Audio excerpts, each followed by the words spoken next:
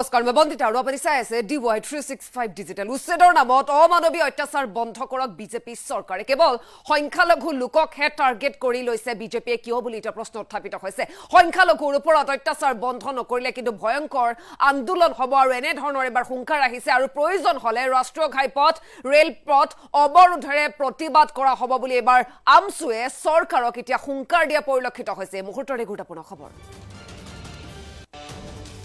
উচ্ছেদৰ নামত অমানৱীয় অত্যাচাৰ বন্ধ কৰক বিজেপি চৰকাৰে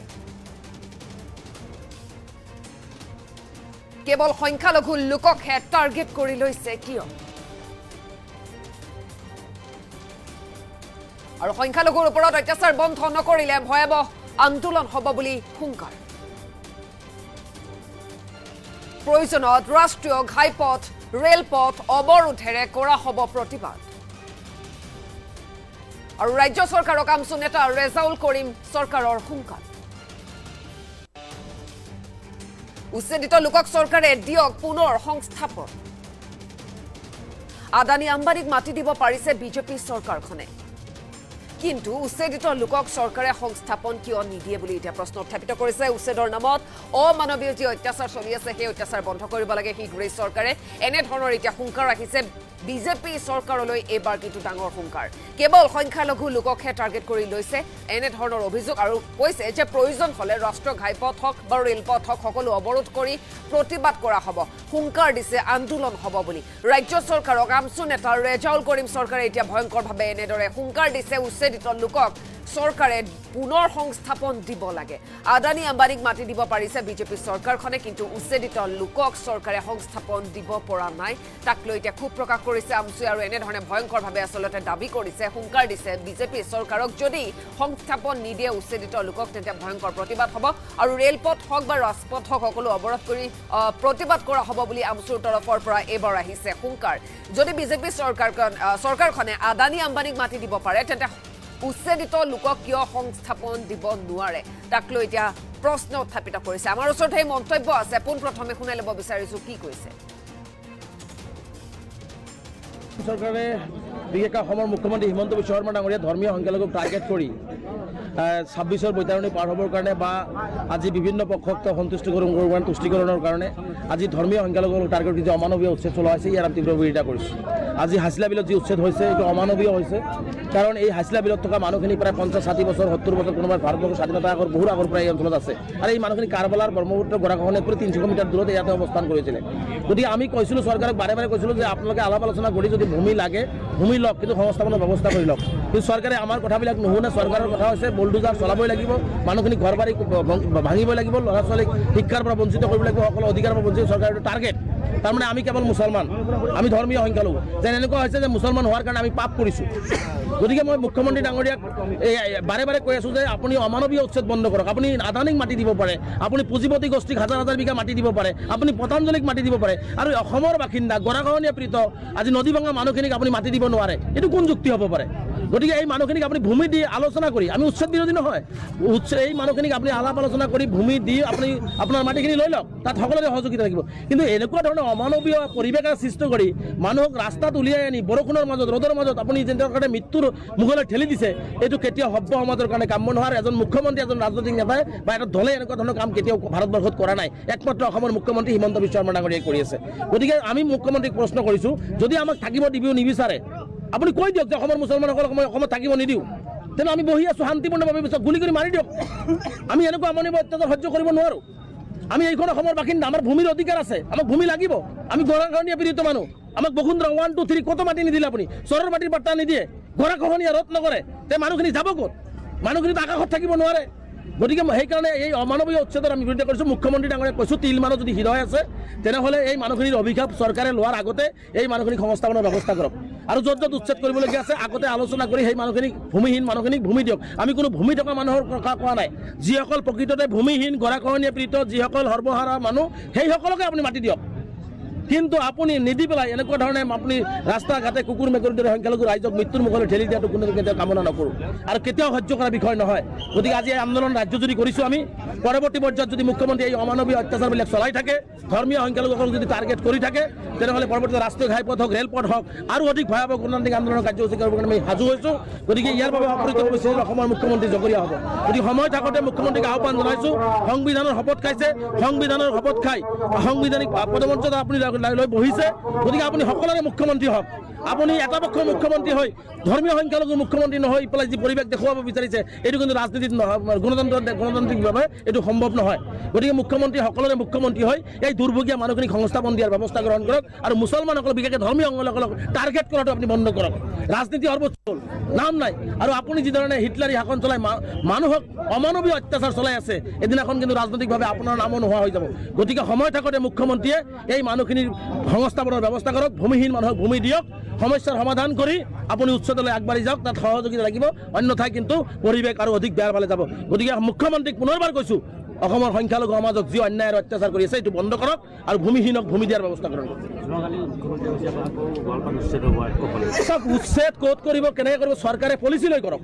আমি কৈছোঁ যে মানৱতা ভুলণ্ডিত হ'ব নালাগে, মানুহে শিক্ষাৰ অধিকাৰৰ পৰা বঞ্চিত হ'ব নালাগে, মানুহ ঘৰ বাৰীৰ অধিকাৰৰ পৰা বঞ্চিত হ'ব নালাগে, মানুহ খোৱাৰ অধিকাৰৰ পৰা বঞ্চিত হ'ব নালাগে। এইখিনি আমাক সংবিধানে দিছে আৰু সেই সংবিধানৰ শপত মুখ্যমন্ত্ৰীয়ে লৈছে।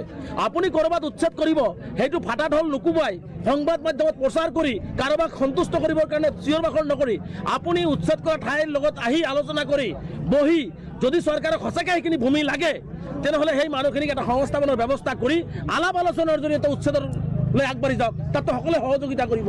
কিন্তু আপুনি আক্ৰমণমূলকভাৱে ধৰ্মীয় সংখ্যালঘু হোৱাৰ বাবেই আপুনি যধে মধে ৰাতি দিনে একাকাৰ কৰি আপুনি বুলডোজাৰ চলাই মানুহক বেঘৰ কৰি দিব, এইটো কিবা নীতি হ'ব পাৰে নে এজন মুখ্যমন্ত্ৰীৰ? গতিকে এনেকুৱা ধৰণৰ কুনীতি বন্ধ কৰক, হিটলাৰী নীতি বন্ধ কৰক। মানুহৰ হৈ ৰাজনীতি কৰি মানুহৰ সমস্যা সমাধান কৰি আপুনি আগবাঢ়ক, তাত সহযোগিতা পাব। অন্যথাই কিন্তু এদিনাখন আপুনি সহযোগিতাটো নাপায়, ৰাজনৈতিকভাৱেও আপুনি ৰাজনৈতিক পথাৰৰ পৰা শেষ হৈ যাব। অসম চৰকাৰে বিশেষকৈ অসমৰ মুখ্যমন্ত্ৰী হিমন্ত বিশ্ব শৰ্মা ডাঙৰীয়া ধৰ্মীয় সংখ্যালঘুক টাৰ্গেট কৰি 26ৰ বৈতৰণি পাৰ হ'বৰ কাৰণে বা আজি বিভিন্ন পক্ষক তুষ্টিকৰণৰ কাৰণে আজি ধৰ্মীয় সংখ্যালঘুসকলক টাৰ্গেট কৰি যি অমানৱীয় উচ্ছেদ চলোৱা হৈছে, ইয়াৰ আমি তীব্ৰ বিৰোধিতা কৰিছোঁ।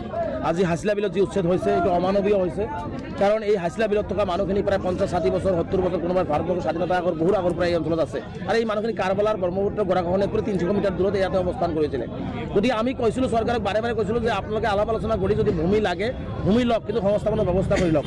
কিন্তু চৰকাৰে আমাৰ কথাবিলাক নুশুনে। চৰকাৰৰ কথা হৈছে বুলডোজাৰ চলাবই লাগিব, মানুহখিনি ঘৰ বাৰী ভাঙিবই লাগিব, ল'ৰা ছোৱালীক শিক্ষাৰ পৰা বঞ্চিত কৰিব লাগিব, সকলো অধিকাৰৰ পৰা বঞ্চিত চৰকাৰৰ টাৰ্গেট। তাৰমানে আমি কেৱল মুছলমান, আমি ধৰ্মীয় সংখ্যালঘু, যেন এনেকুৱা হৈছে যে মুছলমান হোৱাৰ কাৰণে আমি পাপ কৰিছোঁ। গতিকে মই মুখ্যমন্ত্ৰী ডাঙৰীয়াক বাৰে বাৰে কৈ আছোঁ যে আপুনি অমানৱীয় উচ্ছেদ বন্ধ কৰক। আপুনি আদানীক মাটি দিব পাৰে, আপুনি পুঁজিপতি গোষ্ঠীক হাজাৰ হাজাৰ বিঘা মাটি দিব পাৰে, আপুনি পতঞ্জলীক মাটি দিব পাৰে, আৰু অসমৰ বাসিন্দা গৰাখহনীয়া পীড়িত আজি নদী ভাঙা মানুহখিনিক আপুনি মাটি দিব নোৱাৰে, এইটো কোন যুক্তি হ'ব পাৰে? গতিকে এই মানুহখিনিক আপুনি ভূমি দি আলোচনা কৰি, আমি উচ্ছেদ বিৰোধী নহয়, এই মানুহখিনিক আপুনি আলাপ আলোচনা কৰি ভূমি দি আপুনি আপোনাৰ মাটিখিনি লৈ লওক, তাত সকলোৰে সহযোগিতা লাগিব। কিন্তু এনেকুৱা ধৰণৰ অমানৱীয় পৰিৱেশ সৃষ্টি কৰি মানুহক ৰাস্তাত উলিয়াই আনি বৰষুণৰ মাজত ৰ'দৰ মাজত আপুনি যেনেকুৱা কাৰণে মৃত্যুৰ মুখলৈ ঠেলি দিছে, এইটো কেতিয়াও সভ্য সমাজৰ কাৰণে কাম্য নোহোৱাৰ। এজন মুখ্যমন্ত্ৰী, এজন ৰাজনৈতিক নেতাই বা এটা দলে এনেকুৱা ধৰণৰ কাম কেতিয়াও ভাৰতবৰ্ষত কৰা নাই। একমাত্ৰ অসমৰ মুখ্যমন্ত্ৰী হিমন্ত বিশ্ব শৰ্মা ডাঙৰীয়াই কৰি আছে। গতিকে আমি মুখ্যমন্ত্ৰীক প্ৰশ্ন কৰিছোঁ, যদি আমাক থাকিব দিব নিবিচাৰে আপুনি কৈ দিয়ক যে অসমৰ মুছলমানসকলক মই অসমত থাকিব নিদিওঁ, তেনে আমি বহি আছোঁ শান্তিপূৰ্ণভাৱে, গুলি কৰি মাৰি দিয়ক। আমি এনেকুৱা অমানৱীয় অত্যাচাৰ সহ্য কৰিব নোৱাৰোঁ। আমি এইখন অসমৰ বাসিন্দা, আমাৰ ভূমিৰ অধিকাৰ আছে, আমাক ভূমি লাগিব। আমি গৰাখহনীয়া পীড়িত মানুহ, আমাক বসুন্ধৰা 1, 2, 3 কত মাটি নিদিলে আপুনি? চৰৰ মাটিৰ পাত্তা নিদিয়ে, গৰাখহনীয়া ৰোধ নকৰে, তে মানুহখিনি যাব ক'ত? মানুহখিনিতো আকাশত থাকিব নোৱাৰে। গতিকে সেইকাৰণে এই অমানৱীয় উচ্ছেদৰ আমি বিৰোধিতা কৰিছোঁ। মুখ্যমন্ত্ৰী ডাঙৰীয়াক কৈছোঁ, তিল মানুহ যদি হৃদয় আছে তেনেহ'লে এই মানুহখিনিৰ অভিশাপ চৰকাৰে লোৱাৰ আগতে এই মানুহখিনিক সংস্থাপনৰ ব্যৱস্থা কৰক, আৰু য'ত য'ত উচ্ছেদ কৰিবলগীয়া আছে আগতে আলোচনা কৰি সেই মানুহখিনিক ভূমিহীন মানুহখিনিক ভূমি দিয়ক। আমি কোনো ভূমি থকা মানুহৰ কথা কোৱা নাই, যিসকল প্ৰকৃততে ভূমিহীন গৰাখহনীয়া পীড়িত, যিসকল সৰ্বহাৰা মানুহ, সেইসকলকে আপুনি মাটি দিয়ক। কিন্তু আপুনি নিদি পেলাই এনেকুৱা ধৰণে আপুনি ৰাস্তা ঘাটে কুকুৰ মেকুৰীৰ দৰে সংখ্যালঘু ৰাইজক মৃত্যুৰ মুখলৈ ঠেলি দিয়াটো কোনো কেতিয়াও কামনা নকৰোঁ আৰু কেতিয়াও সহ্য কৰা বিষয় নহয়। গতিকে আজি এই আন্দোলন ৰাজ্যজুৰি কৰিছোঁ আমি। পৰৱৰ্তী পৰ্যায়ত যদি মুখ্যমন্ত্ৰীয়ে এই অমানৱীয় অত্যাচাৰবিলাক চলাই থাকে, ধৰ্মীয় সংখ্যালঘুসকলক যদি টাৰ্গেট কৰি থাকে, তেনেহ'লে পৰৱৰ্তী ৰাষ্ট্ৰীয় ঘাইপথ হওক, ৰেলপথ হওক, আৰু অধিক ভয়াৱহ গণতান্ত্ৰিক আন্দোলনৰ কাৰ্যসূচী কৰিবৰ কাৰণে আমি সাজু হৈছোঁ। গতিকে ইয়াৰ বাবে অপৰিকল্পিত অসমৰ মুখ্যমন্ত্ৰী জগৰীয়া হ'ব। গতিকে সময় থাকোঁতে মুখ্যমন্ত্ৰীক আহ্বান জনাইছোঁ, সংবিধানৰ শপত খাইছে, সংবিধানৰ শপত খাই সাংবিধানিক পদমৰ্যাদা আপুনি লৈ বহিছে। গতিকে আপুনি সকলোৰে মুখ্যমন্ত্ৰী হওক। আপুনি এটা পক্ষৰ মুখ্যমন্ত্ৰী হৈ ধৰ্মীয় সংখ্যালঘুৰ মুখ্যমন্ত্ৰী নহৈ পেলাই যি পৰিৱেশ দেখুৱাব বিচাৰিছে, এইটো কিন্তু ৰাজনীতিত নহয়, গণতান্ত্ৰিকভাৱে এইটো সম্ভৱ নহয়। গতিকে মুখ্যমন্ত্ৰী সকলোৰে মুখ্যমন্ত্ৰী হৈ এই দুৰ্ভগীয়া মানুহখিনিক সংস্থাপন দিয়াৰ ব্যৱস্থা গ্ৰহণ কৰক আৰু মুছলমানসকলক, বিশেষকৈ ধৰ্মীয় সংখ্যালঘুসকলক টাৰ্গেট কৰাটো আপুনি বন্ধ কৰক। ৰাজনীতি সৰ্বোচ্চ নাম নাই। আৰু আপুনি যিধৰণে হিটলাৰী শাসন চলাই মানুহক অমানৱীয় অত্যাচাৰ চলাই আছে, এদিনাখন কিন্তু ৰাজনৈতিকভাৱে আপোনাৰ নামো নোহোৱা হৈ যাব। গতিকে সময় থাকোঁতে মুখ্যমন্ত্ৰীয়ে এই মানুহখিনিৰ সংস্থাপনৰ ব্যৱস্থা কৰক, ভূমিহীন মানুহক ভূমি দিয়ক, সমস্যাৰ সমাধান কৰি আপুনি উচ্চতলৈ আগবাঢ়ি যাওক। তাত সহযোগিতা লাগিব, অন্যথাই কিন্তু পৰিৱেশ আৰু অধিক বেয়াৰ ফালে যাব। গতিকে মুখ্যমন্ত্ৰীক পুনৰবাৰ কৈছোঁ, অসমৰ সংখ্যালঘু সমাজক যি অন্যায় আৰু অত্যাচাৰ কৰি আছে এইটো বন্ধ কৰক আৰু ভূমিহীনক ভূমি দিয়াৰ ব্যৱস্থা কৰক। উচ্ছেদ ক'ত কৰিব, কেনেকৈ কৰিব, চৰকাৰে পলিচি লৈ কৰক। আমি কৈছোঁ যে মানৱতা ভুলণ্ডিত হ'ব নালাগে, মানুহে শিক্ষাৰ অধিকাৰৰ পৰা বঞ্চিত হ'ব নালাগে, মানুহ ঘৰ বাৰীৰ অধিকাৰৰ পৰা বঞ্চিত হ'ব নালাগে, মানুহ খোৱাৰ অধিকাৰৰ পৰা বঞ্চিত হ'ব নালাগে। এইখিনি আমাক সংবিধানে দিছে আৰু সেই সংবিধানৰ শপত মুখ্যমন্ত্ৰীয়ে লৈছে।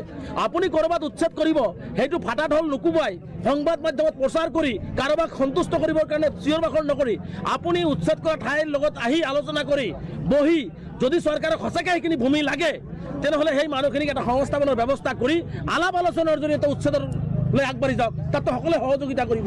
কিন্তু আপুনি আক্ৰমণমূলকভাৱে ধৰ্মীয় সংখ্যালঘু হোৱাৰ বাবেই আপুনি যধে মধে ৰাতি দিনে একাকাৰ কৰি আপুনি বুলডোজাৰ চলাই মানুহক বেঘৰ কৰি দিব, এইটো কিবা নীতি হ'ব পাৰে নে এজন মুখ্যমন্ত্ৰীৰ? গতিকে এনেকুৱা ধৰণৰ কুনীতি বন্ধ কৰক, হিটলাৰী নীতি বন্ধ কৰক। মানুহৰ হৈ ৰাজনীতি কৰি মানুহৰ সমস্যা সমাধান কৰি আপুনি আগবাঢ়ক, তাত সহযোগিতা পাব। অন্যথা কিন্তু এদিনাখন আপুনি সহযোগিতাটো নাপায়, ৰাজনৈতিকভাৱেও আপুনি ৰাজনৈতিক পথাৰৰ পৰা শেষ হৈ যাব।